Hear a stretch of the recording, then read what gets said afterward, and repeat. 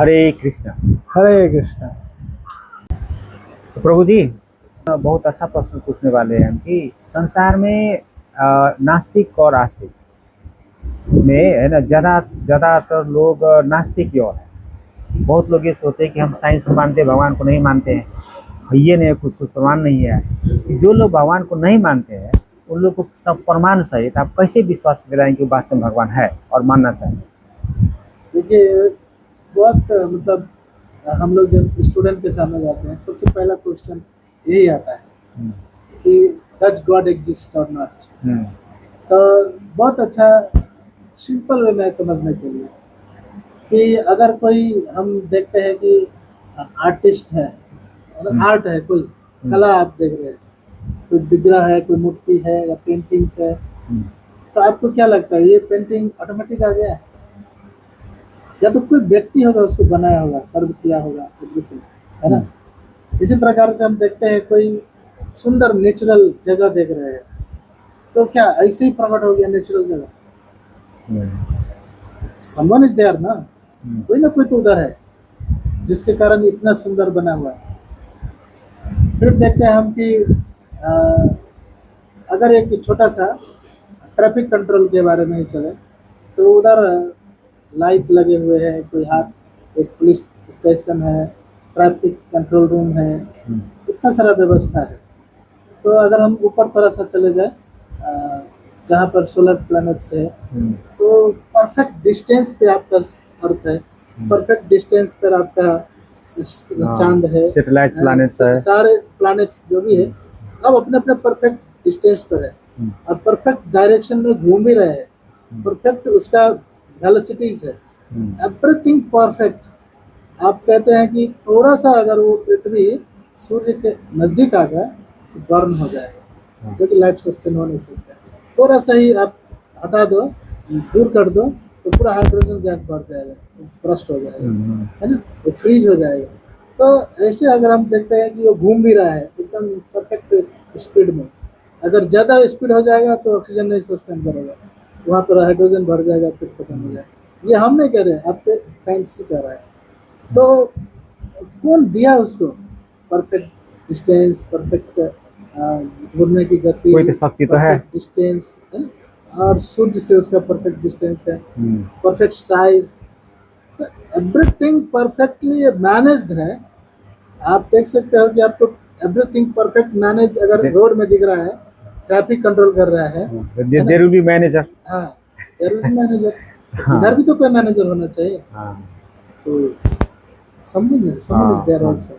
फिर ऐसे ही देखा जाए तो उधर अब लॉज अगर देखते हैं, कुछ लॉ बना हुआ है, कुछ कानून बन रहा है, जैसे कि आप ऑक्सीजन निकल रहे हैं, तो आप समझिए कि लॉजिकली और फिलोसफिकली अगर देखा जाता है कि कोई फैक्ट्रीज है बना आपको, और उस फैक्ट्रीज का वेस्ट प्रोडक्ट दो फैक्ट्रीज में, पहले फैक्ट्री का रॉ मटेरियल, और उस रॉ मटेरियल को यूज करके पहले फैक्ट्री का प्रोडक्शन होता है, उसका ग्रॉस मटेरियल बन करके दूसरे फैक्ट्री का रॉ मटेरियल ग्रॉस मटेरियल के इस्तेमाल हो रहा है। मतलब एक का अच्छा पदार्थ जो है दूसरे के लिए मतलब बेकार पदार्थ दूसरे के लिए रॉ मटेरियल अच्छा हो जाता है, और इसका जो रॉ मटेरियल है उसके लिए अच्छा है। तो ऐसा अगर फैक्ट्री कहीं बनता है, सिमेट्रिक फैक्ट्री, तो माना जाता है कि बहुत ही वेल मैनेज्ड है, क्योंकि आपको कहीं वेस्टेज नहीं हो रहा है ना, और दूसरे को प्रोडक्शन मिल रहा है। तो ऐसा हम लोग बना नहीं सकते, लेकिन भगवान की तरह से मनुष्य का जो वेस्ट प्रोडक्ट कार्बन डाइऑक्साइड निकल करके दूसरे प्लांट के लिए क्या हो, लाइफ सस्टेनेबल, और वहाँ पर वो रॉ मटेरियल निकालता है, वेस्ट प्रोडक्ट जो है सो हम लोग ऑक्सीजन है, हम लोग के लिए प्राण है। तो ऐसा मैनेज किसने कर दिया? कौन लॉ बनाया ऐसा? तो कोई तो होगा। If there is a organizer, lawmakers, तो जरूर कोई ना कोई उधर जो है मेंटेनर होगा, इसको मेंटेन करके रखा है ना। एवरीथिंग, सूर्य उगता है, डूबता है, दिन रात हो रहे हैं, सर्दी गर्मी बरसात चेंज हो रहा है, मतलब ऑटोमेटिक हो रहा है।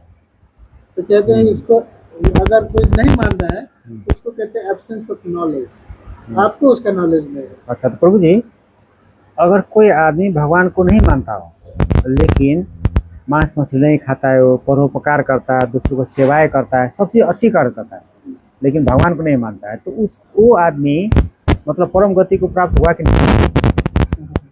एक बार ऐसे ही हमारे गुरु महाराज ने बताया था कि जब दीक्षा ले रहे थे, इसको पूछो जाना कहाँ है?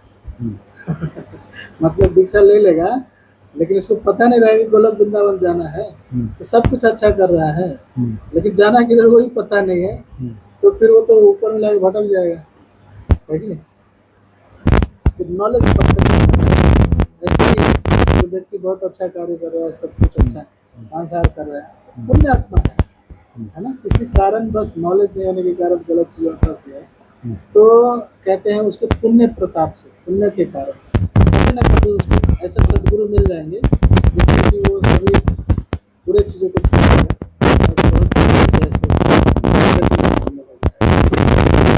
तो दूसरे धर्म का जो लोग है उसके नज़र में हिंदू सनातन लोग मतलब गलत रॉन्ग वे पर है, मतलब अच्छे रास्ते पर नहीं है, और वो लोग हमारे नज़र में वो लोग मतलब अच्छे रास्ते पर नहीं है कि नहीं?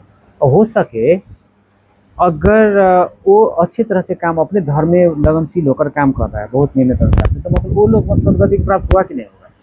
अवश्य होगा। कहते हैं इसलिए प्रभुपाद जी कि जो भी धर्म है, कोई भी धर्म बुरा कार्य नहीं सिखाता है ना? सभी लोग क्या सिखाते हैं कि भगवान से प्रेम करना चाहिए, है ना?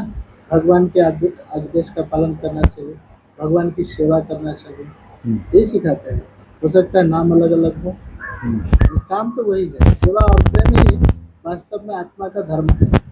तो चाहे वो हिंदू धर्म का हो, मुस्लिम धर्म का हो, ईसाई का हो, किसी का भी हो, सभी लोगों को अपने धर्म में सब धर्म समान है होकर के, है ना, भगवान की सेवा, ये कोई भी धर्म नहीं सिखाता है कि दूसरे धर्म के लोगों को मारो। लेकिन बागेश्वर बाबा बोल रहे थे, एक बार हम सुने थे कि हिंदू धर्म बाहर कोई धर्म ही नहीं है, वो सब लोग पंथ है।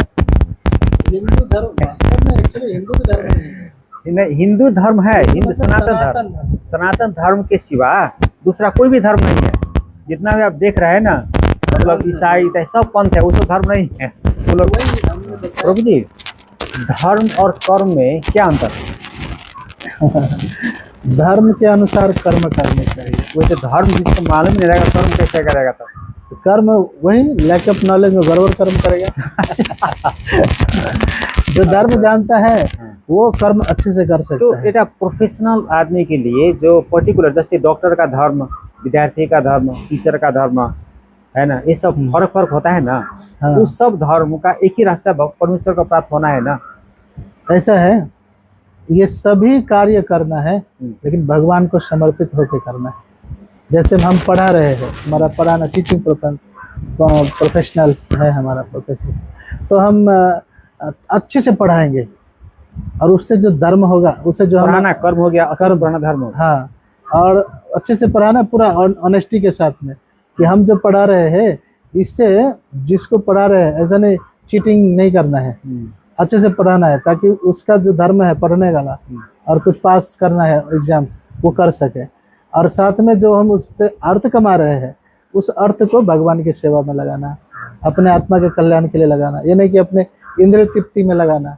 तो इंद्रिय तृप्ति का अर्थ हो गया कि हम नहीं मानते हैं भगवान को, हम नहीं मानते कोई धर्म को, और हमारा जो मन में होगा हम करेंगे, इससे हम मांसाहार ही करेंगे, बेविचार ही करेंगे, है ना, दूसरे को कष्ट देंगे, तो फिर ये प्रोफेशंस गलत हो जाएगा, है ना। हमारा जो पढ़ाया हुआ से हम धन जो अर्जित किया वो खराब हो जाएगा। ये फिर कर्म जो आपने बोला ना, धर्म और कर्म में क्या अंतर है, तो कर्म तो अच्छा हुआ क्या पढ़ा रहे, लेकिन धर्म अच्छा नहीं हुआ, है ना। तो ये है धर्म और कर्म में अंतर। हवस् त दर्शक महानुभावहरू, अहिले हामीसँग इस्कन टेम्पलको प्रेसिडेन्ट हुनुहुन्थ्यो, उहाँसँग धेरै मिठो मिठो धर्म सम्बन्धी हामीले कुरा गऱ्यौँ र भविष्यमा फेरि एकचोटि हामी उहाँसँग कुरा गर्ने नै छौँ।